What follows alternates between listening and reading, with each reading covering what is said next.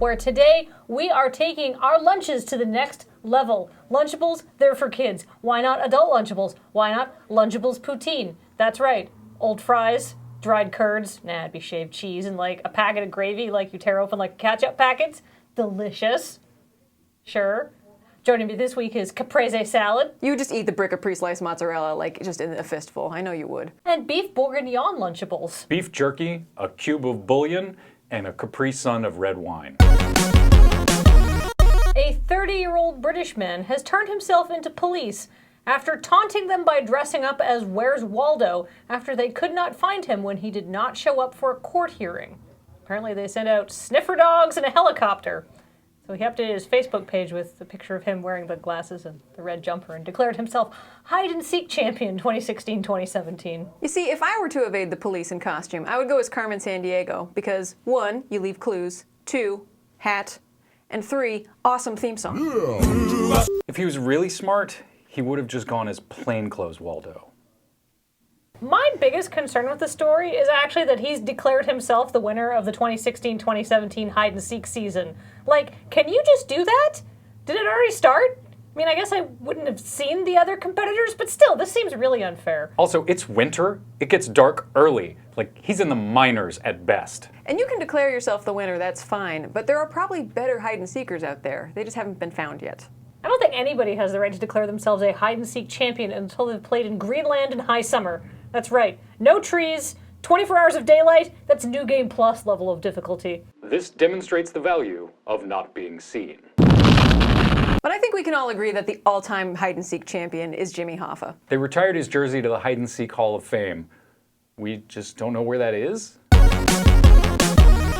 Dateline Toronto. The owners of Luke's Grocery are at a loss because they keep being repeatedly burgled by a pair of squirrels that are stealing candy bars. What if they're not meaning to steal the candy bars at all, but instead they're trying to liberate the chocolate bunnies? They should just take all the candy bars off the bottom shelf and replace them with the worst food they can possibly think of, like haggis-flavored potato chips. Or if they must have chocolate there, just put the gross candy bars down at the bottom.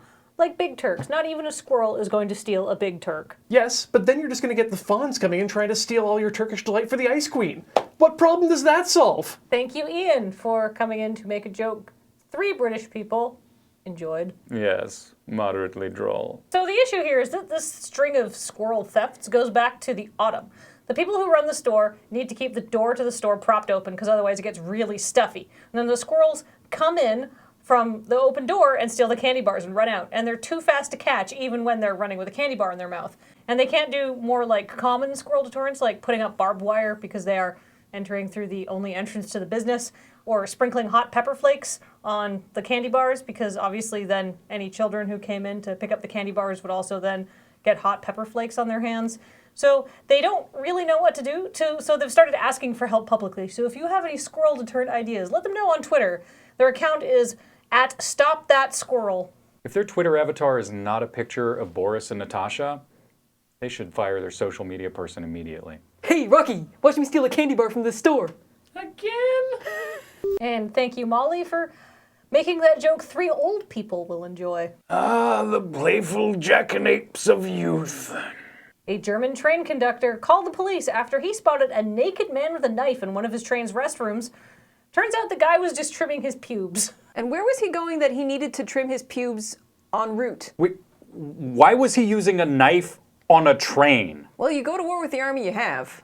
But why was he naked? Oh, I know why. It's hard enough getting cat hair out of a boucle peacoat. Imagine trying to get pubes out. Thank you, Ben, for making that joke for just you. Clothing. To answer one of our questions, Molly, he was going to Dusseldorf. Well, I hope his ride was smooth. We just spent a good 3 minutes checking to see if Dusseldorf was anywhere near the Black Forest so we could make, some sort of Black Forest treasure trail joke. But turns out it's like 4.5 hours away by train, though. So if you do want to shave, you'll have plenty of time. And on that travel tip, it's time to call this episode to a close. But remember, there may be better sources of news, but they don't have Molly and Ben. And they don't have this hat. I am the Ice King. I'm probably blocking my microphone. Audio problems. You're good. I'm good. Just kind of tilt your chin up a little bit. There you go. There. Brr. Perfect. Brr. So lovely. This could use a Dusseldorf bathroom stop, I think, for a little bit Someone of get a knife. some manscaping.